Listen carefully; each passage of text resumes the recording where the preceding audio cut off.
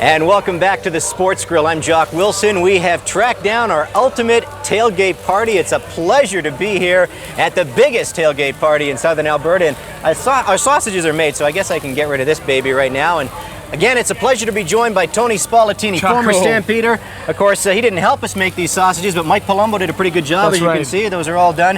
Hey, we have a couple cooking here already. Yes. But maybe just give us a quick update. How do we do this? Basically, bud, just want to get the barbecue nice and hot, super high, okay? Because what you want to do is at tailgate, you want to feed people fast. So what you want to do is get it go nice and hot, throw it on, 7-8 minutes on one side. You know, once they start to get a little crispy, as we've seen here, the juices start to come off, you flip them over. We basically flip these about a couple minutes. Okay. So what you do is you just lay this on the grill nice and hot. Hey, Jocko, we'll get that. We'll move this one over. All right. All right. And if you're about 15 minutes, 16 minutes, you know, you're going to be just fine. Now, you don't want to overdo them, but you don't have the luxury of like a steak in which you can do it like rare or, you know, medium rare. These have to be cooked. And but then again, don't overcook them.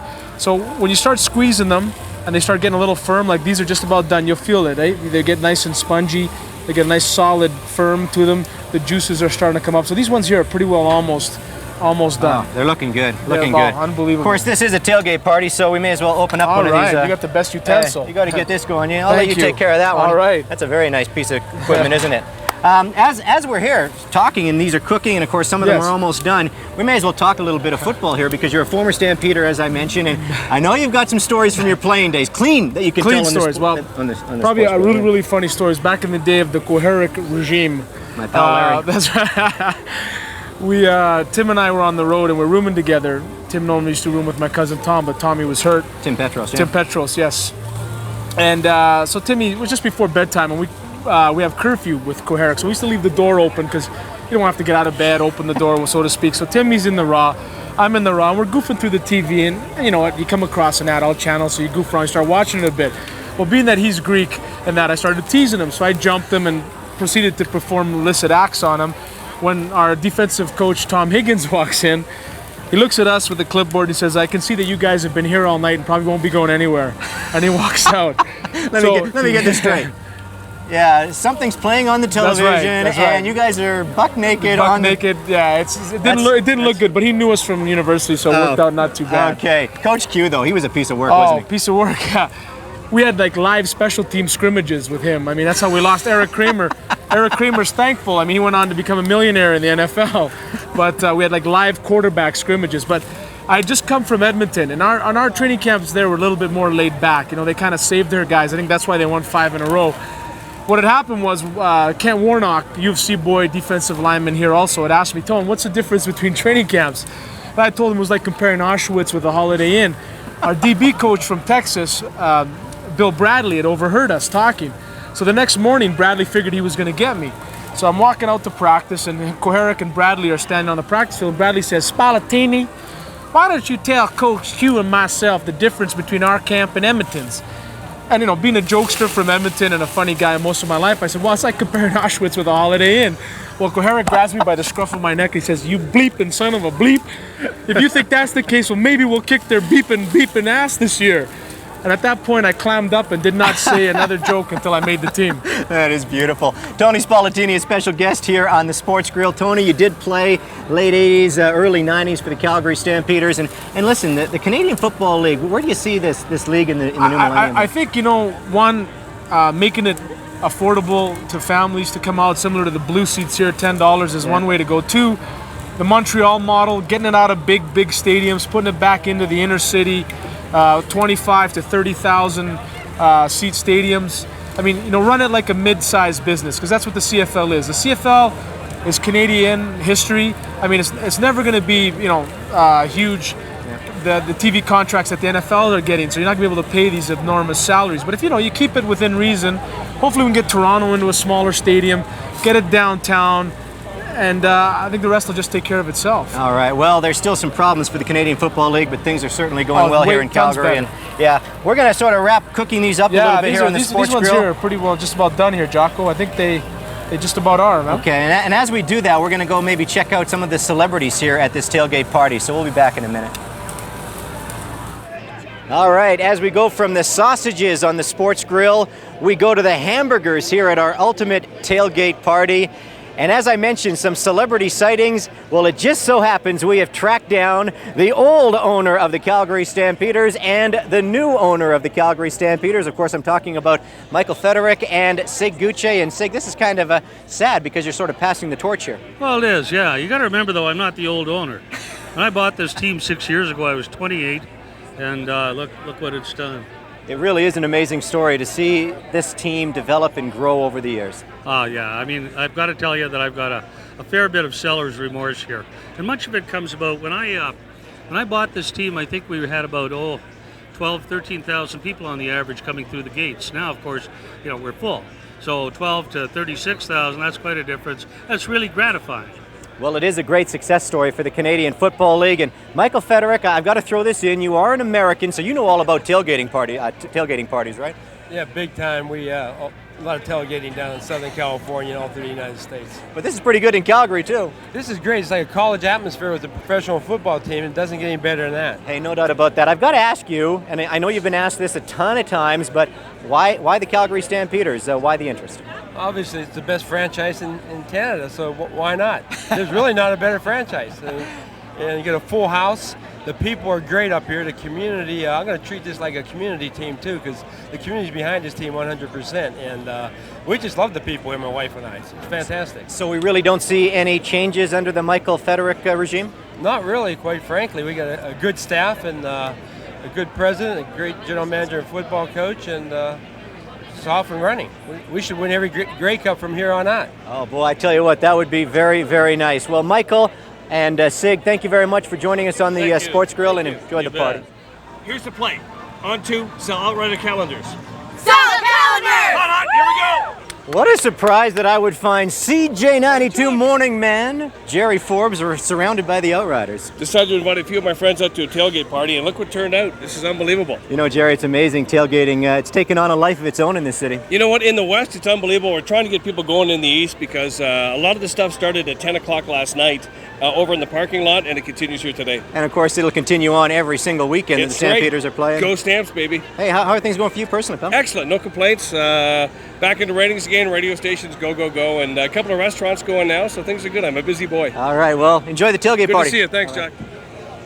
Amazing lineup here at our tailgate party for the Sports Grill. All of these fine people are waiting for some food, and what a surprise. Look who I find from the Calgary Sun, Mr. Page 6 himself, Chris Gerritsen. Hey, Jock. Why do I find you in the food line all the time? Well, I'm a big eater. There's no surprise there, and this is my 5th time in line, and I'm going to say that it's for charity because it's only $2 to, like for all the stuff, so that's my story. I'm sticking to it, not the fact that I eat like a horse. Hey, you're a big tailgate partier too, aren't you? Huge! Yes! Huge tailgater! Love those Stampeders? Awesome! The Stamps rock. I mean, I'm telling you, this is the year. This is the year, I'm telling you. Keep up that good work on page 6, pal. Thanks, pal. And now he's a bricklayer with no teeth.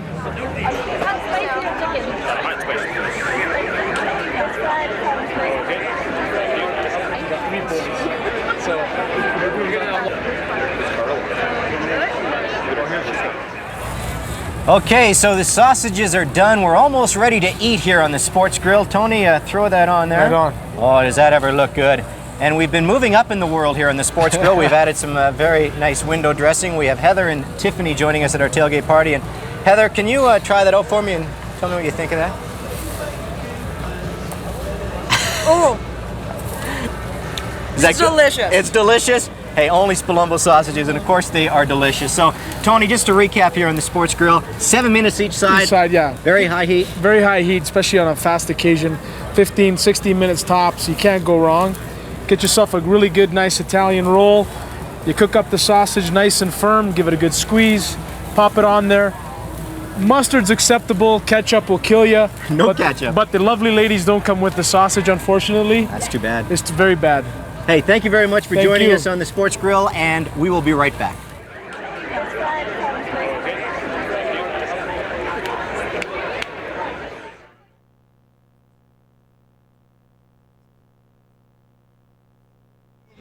Tailgating. It's a verb meaning to party, to celebrate, to barbecue. Nobody locks their doors at a tailgate party, and everybody is happy to see you. For some football fans, it's a ritual that is more important than the game itself. So let's check it out.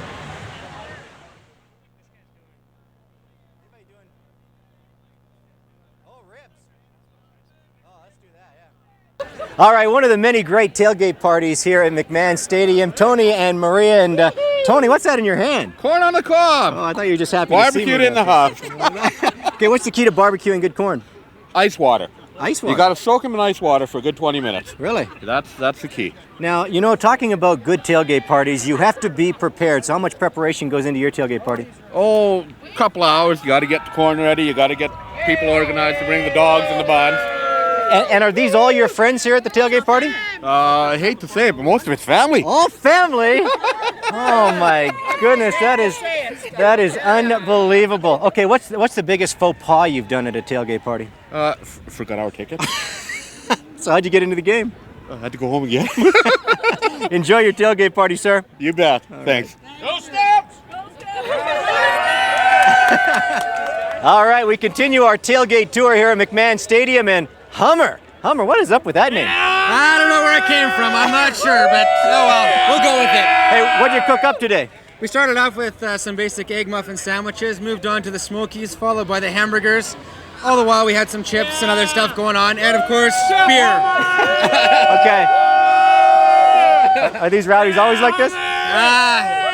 Usually later on like this, yeah. Enjoy the game, guys. Thanks a lot. Hey. This looks like a very tasty barbecue party and tailgate party. And Bruce Wallace, how many of your friends you got here today? Oh, we got probably about 15 or 20 of us. Is this a ritual for you? Every game. Every game. Every game we have a tailgate. And how many years you been doing it? 40. 40 years? With my parents, yeah. Wow. I've had tickets before McMahon was built. What's the key to hosting a good tailgate party? Lots of good food and some liquid refreshments. So what are you cooking up here for us today? Ribs and bake and burgers. And if you'd like one, they're ready. I would love one, but I tell you what, as I say, do you always cook ribs or what? No, we cook usually hamburgers, hot dogs, wraps, and smokies, and but today's a special game, so it's ribs and ramaki and stuffed mushrooms my wife makes. Whew, now that sounds like a very tasty tailgate party. Enjoy the game, guys. Can you say "Go Stamps, go" for me? Go Stamps, go! I tell you what, we certainly have a lot of male testosterone going on in this show, but we have some beautiful lady tailgaters here. We have Anna and Dana. Dana's all the way from Los Angeles? Yes, go LA! Well, you're obviously a big tailgater from Los Angeles, so what do you think of our hospitality here in Calgary? Basketball's #1! Very nice! The weather's great! I'm having a great time up here! Yay, Canadians! Hey Anna, did they feed you well at your tailgate party today? Oh, they were awesome. Spalumbo sausages, great. Hey, that's what we had at our tailgate party too, so you enjoyed yourself today? Oh, it was wonderful. All right, well, enjoy your tailgate party. Thank you.